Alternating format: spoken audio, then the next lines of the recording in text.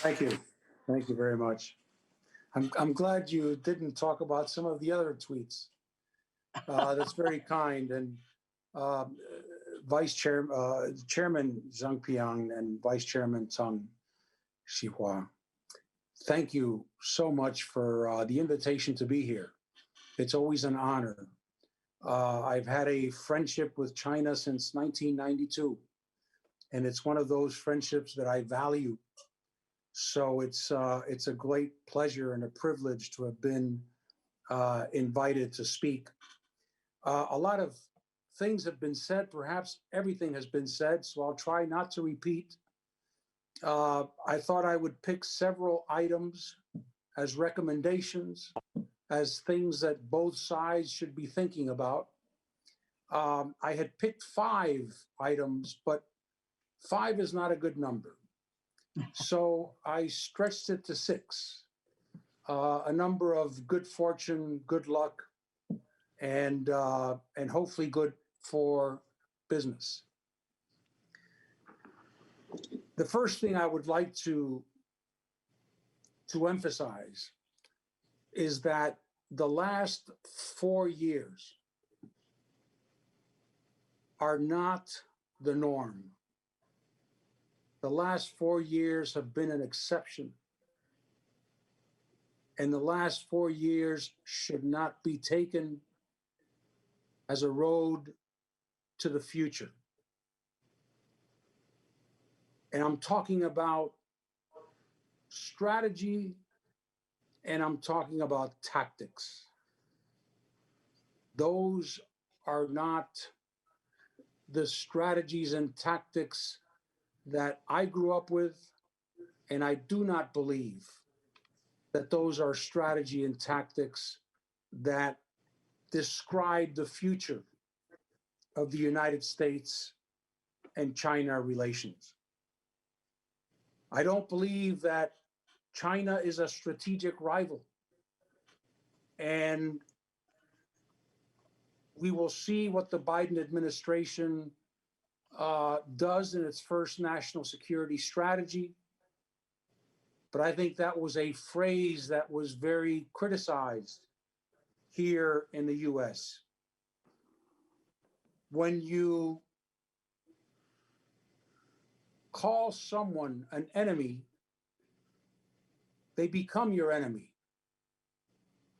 We are not an enemy of China, and I don't believe China is an enemy of the U.S. So words matter. And I think we have to be careful of the words we use.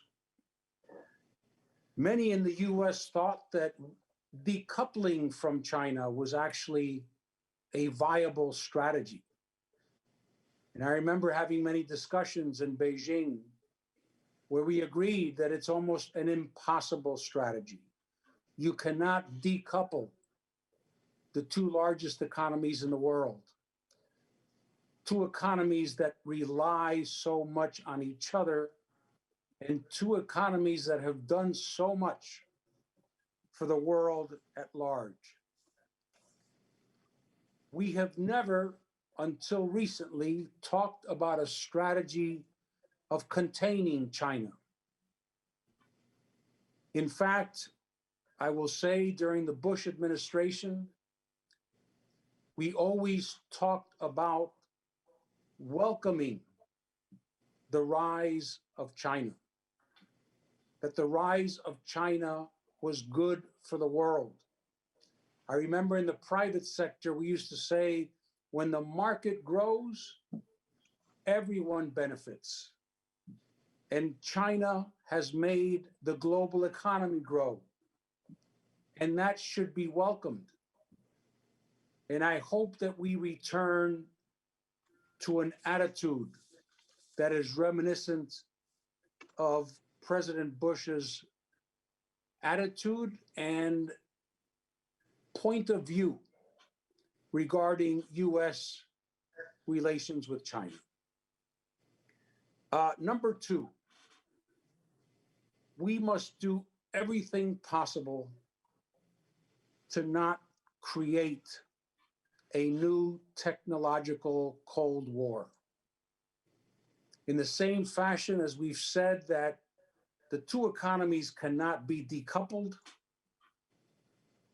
it is also impossible to decouple technology, something that we can't even see, something that is moving so fast that it will always be ahead of policies.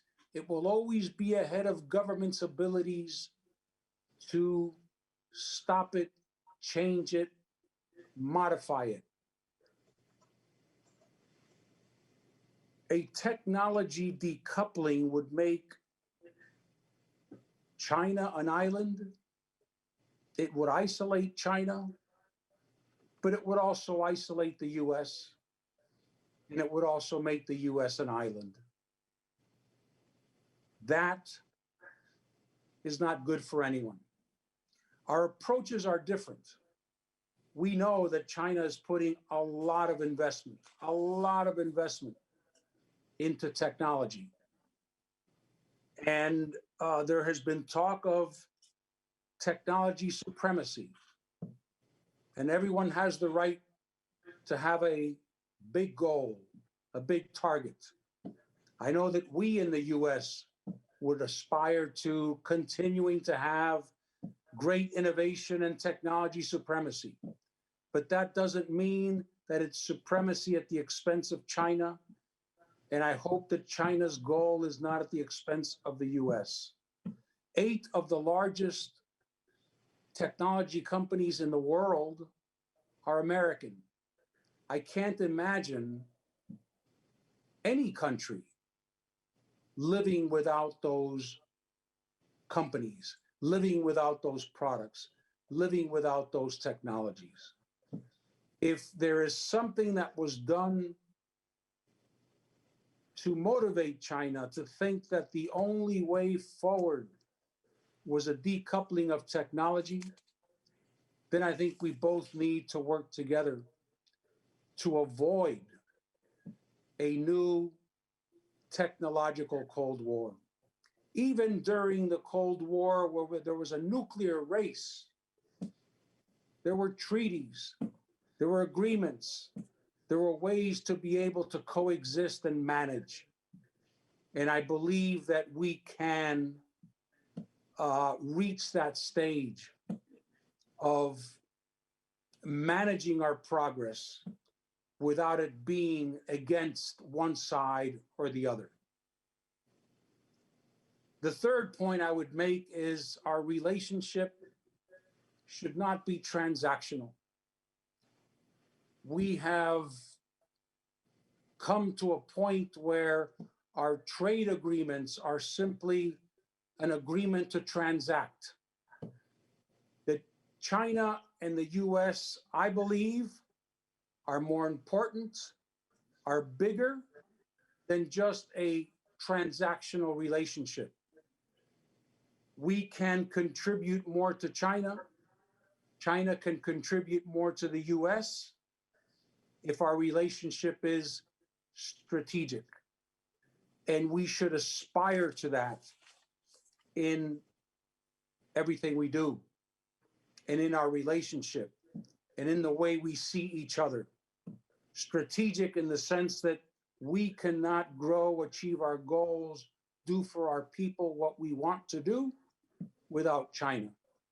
And we don't believe that China can grow and do for the Chinese people what we know you want to do without the United States. That is a strategic relationship. The next point I will say is that we should not link commercial matters, commercial issues, to issues of national security and to geopolitics. Commerce matters, investment matters have always had its own track. And when we combine them with geopolitical issues, when we combine them with national security matters, it complicates things to no end. And it makes it more difficult to backtrack and to fix all those interactions and all the mixing of separate issues. The fifth point, I would say, is that we need to reinstate our mechanisms of dialogue. I have been shocked that over the last several years,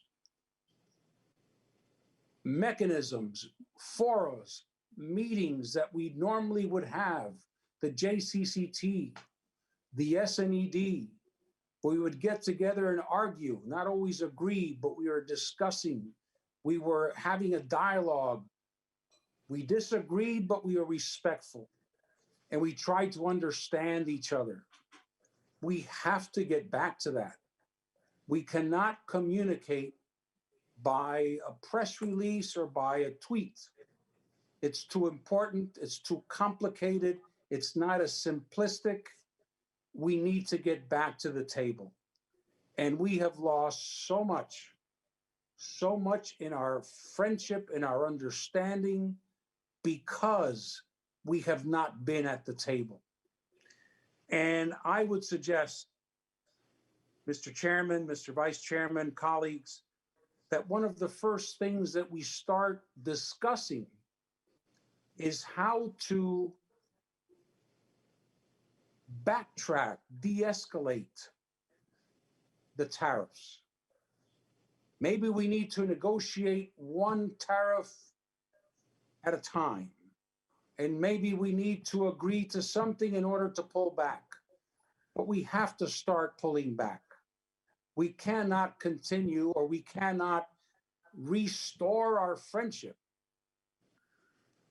by having a gun to each other's head. So that should be